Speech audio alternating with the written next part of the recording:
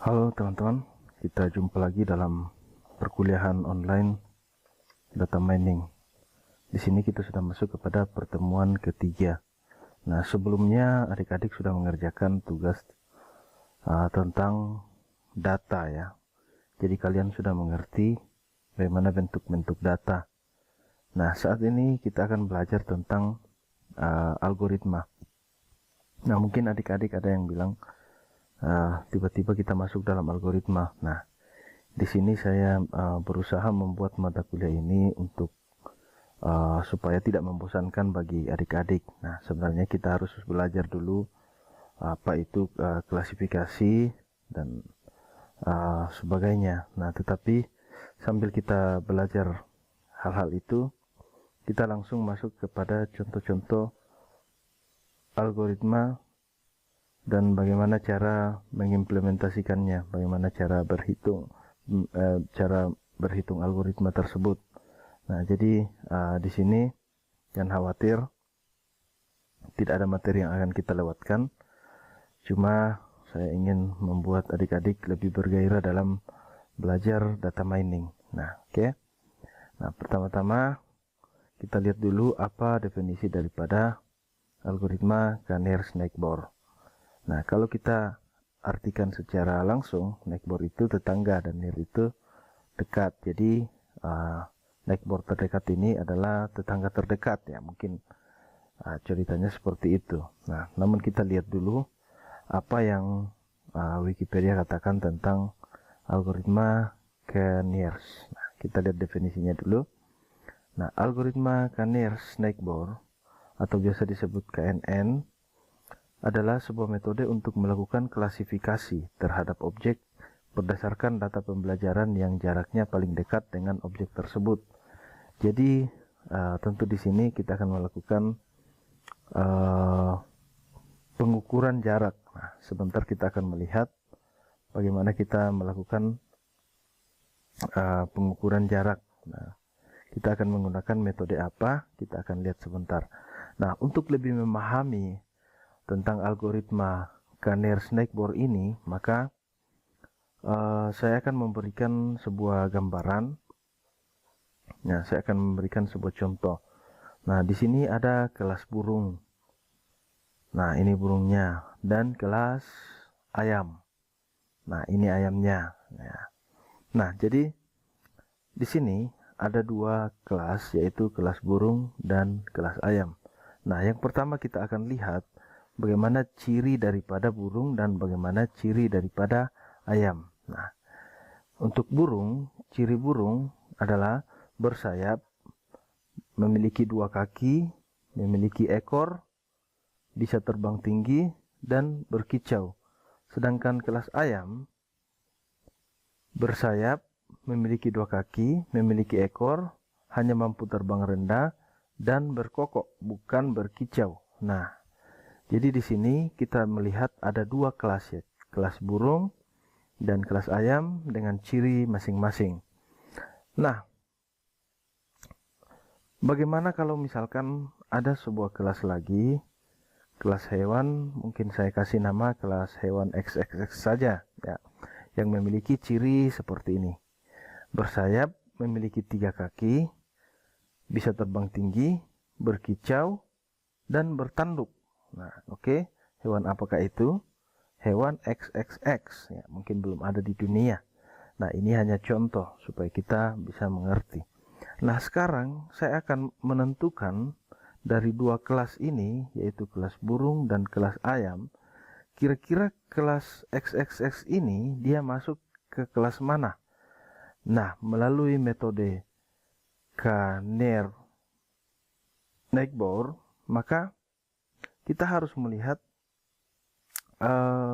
kemiripan ya, yang mana yang memiliki banyak kemiripan atau similarity ya, kemiripannya, bukan similarity ya, bukan similarity, kemiripan. Nah, kita lihat tabel berikut ini. Nah, ternyata XXX itu ciri pertamanya adalah bersayap. Apakah dimiliki oleh burung bersayap? Oke. Nah, ayam apakah bersayap? Oke. Nah, memiliki 3 kaki. Apakah burung memiliki 3 kaki? Tidak. Apakah ayam memiliki 3 kaki? Tidak juga. Nah, bisa terbang tinggi. Nah, oh ternyata burung bisa terbang tinggi. Tapi ayam tidak bisa terbang tinggi. Oke, kita centang saja dulu. Nah, sekarang ciri yang berikutnya adalah berkicau. Ternyata burung ini bisa berkicau. Nah, sekarang kita lihat ayam. Oh, ayam tidak berkicau, tapi berkokok. Nah, sekarang kita lanjut kepada ciri yang berikutnya, yaitu bertanduk. Nah, burung dan ayam masing-masing tidak memiliki ciri tersebut, yaitu tidak bertanduk.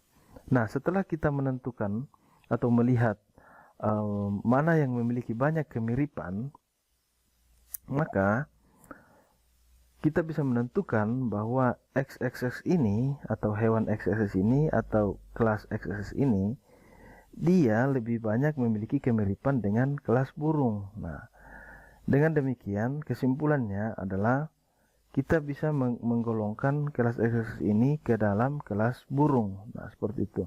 Karena dia lebih memiliki banyak kemiripan. Nah, iya. Oke, sampai di sini. Semoga adik-adik mengerti. Nah, oke, kita lanjut lagi. Nah, kemiripan atau similarity dalam algoritma KNN, ya, saya sebut saja KNN supaya cepat ya, Kanner-Snakebore, itu bisa dihitung menggunakan metode Euclidean distance. Nah, oke, agak susah disebutkan ya, tapi nanti kalian akan familiar, apalagi kalau saya kasih tugas. Saya kasih beberapa nomor, nah pasti kalian akan familiar dengan metode, dengan penyebutan nama metode yaitu Euclidean distance atau jarak Euclidean. Nah, dengan rumus dxy sama dengan akar dari sigma n xi dikurang yi kuadrat. Nah, seperti itu. Di mana dxy adalah jarak data xky dan xi adalah data testing ki dan yi adalah data testing ki. Oke, sampai di sini kalau kalian belum mengerti, tenang saja, kita lanjutkan dengan contoh-contoh. Nah, oke. Nah, kita akan melakukan perhitungan manual algoritma KNN. Nah, di dalam melakukan perhitungan manual, itu selamanya kita harus memiliki dulu data training dan data testing. Oke. Saya mohon maaf, tadi di yang nomor 2 ini yang nomor 3 ini bukan data testing, tapi data training. Ya, data training. Oke, kita lanjutkan dulu. Nah, saya kasih contoh apabila kita memiliki data training seperti ini. Nah, X, Y, dan kelas. Nah, ini data trainingnya. Nah, setelah kita mendapatkan data training, maka kita akan menentukan data testing. Nah, jadi data testingnya adalah X sama dengan 3 dan Y sama dengan 2. Nah, kita belum mengetahui X sama dengan 3 dan Y sama dengan 2 itu masuk dalam kelas mana? Kelas A atau kelas B. Nah, sama dengan penentuan kelas hewan XXX yang tadi, apakah masuk ke kelas burung atau masuk ke kelas ayam. Nah, oke. Kita lanjut saja, kita akan menyelesaikan. Nah, setelah kita mengetahui data training dan data testing, maka kita akan menghitung menggunakan rumus Euclidean distance. Nah, oke. Nah, ini data training dan yang di bawah ini adalah data testing. Yang pertama, kita akan menentukan nilai K. Nah, mungkin ada adik-adik yang mengatakan dari mana kita mengambil nilai K. Nilai K itu kita tentukan. Nah, yang pertama kita menentukan nilai K. Nah, di sini kita tentukan K-nya sama dengan 3. Yang kedua, kita harus menghitung jarak data training dan data testing. Jarak data training dan data testing menggunakan rumus Euclidean distance. Nah, oke. Sehingga kita mendapatkan hasil seperti ini. Nah, Euclidean distance 1 yaitu 1,2. Lihat di tabel yang di atas ini. 1,2 dikurang 3 ini ditambah, ini sesuai dengan rumus yang tadi ya, 2,3 dikurang 2 kuadrat sama dengan 1,825. Nah, 1,825 ini dibulatkan ya, saya bulatkan. Nah, kalau perhitungannya kira-kira seperti ini. Akar dari 1,2 kurang 3 kuadrat ditambah 2,3 dikurang 2 kuadrat sama dengan akar dari minus 1,8 kuadrat ditambah 0,3 kuadrat.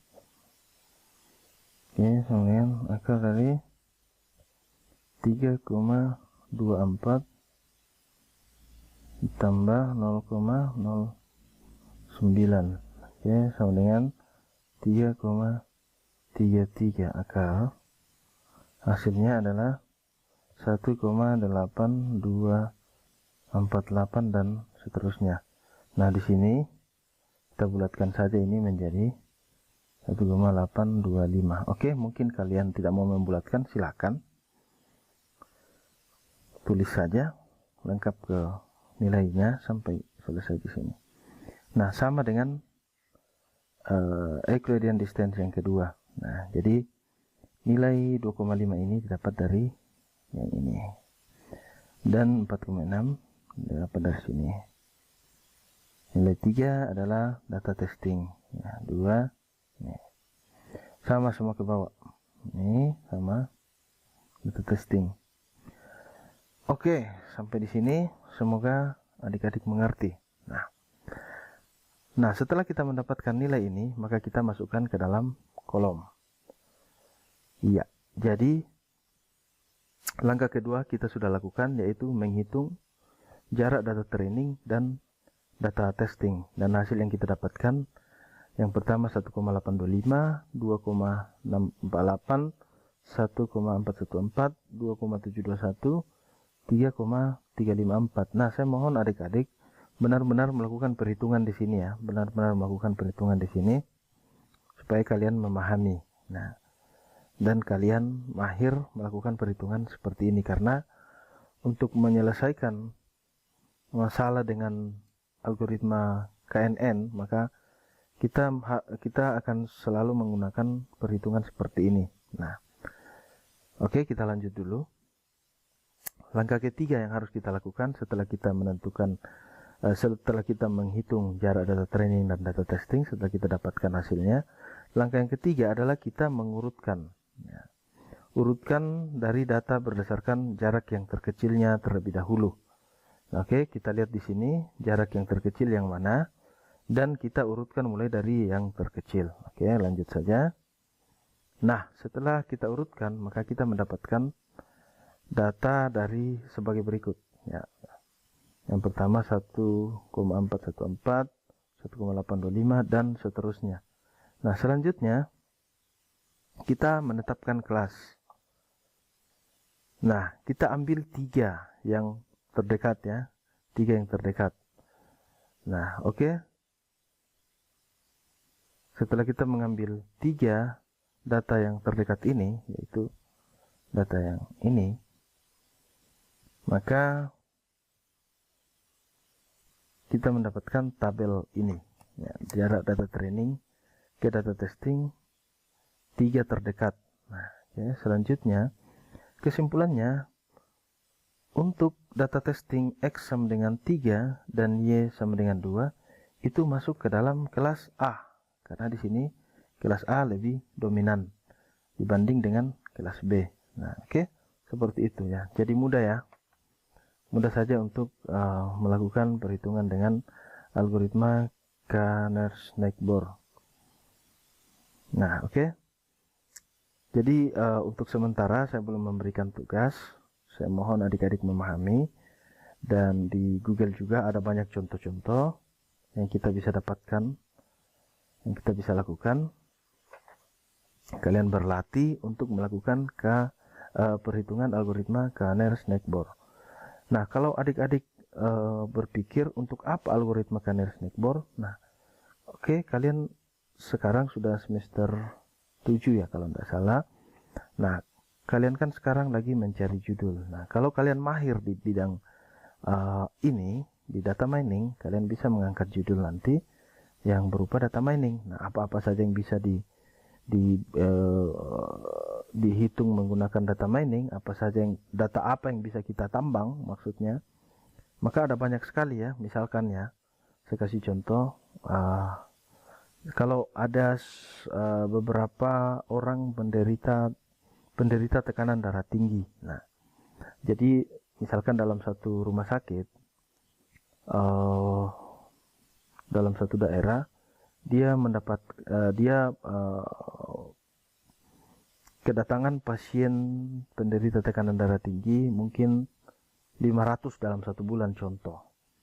Nah, sekarang dengan menerapkan data mining, maka kita bisa menentukan obat apa yang paling cocok dengan penderita tekanan darah tinggi. Nah, maka kita ambil datanya, kemudian kita ambil obat-obat apa yang sudah diberikan kepada pasien, kemudian kita olah. Nah, mana yang paling mendekati, mana yang paling banyak, paling cepat sembuh, maka itulah hasil dari penelitian kita. Nah, ya itu mungkin contoh konkretnya ya. Ada banyak data-data lain yang kita bisa uji. Oke, sampai di sini sekian dulu. Saya berharap adik-adik lebih memantapkan lagi pengenalan akan perhitungan algoritma Canary-Snakeborn. Nah, oke. Jadi sebelum kita menuangkan perhitungannya ke dalam aplikasi, maka kita harus mahir dulu menghitung menggunakan cara manual. Oke. Sampai di sini, terima kasih. Sampai jumpa di pertemuan berikutnya.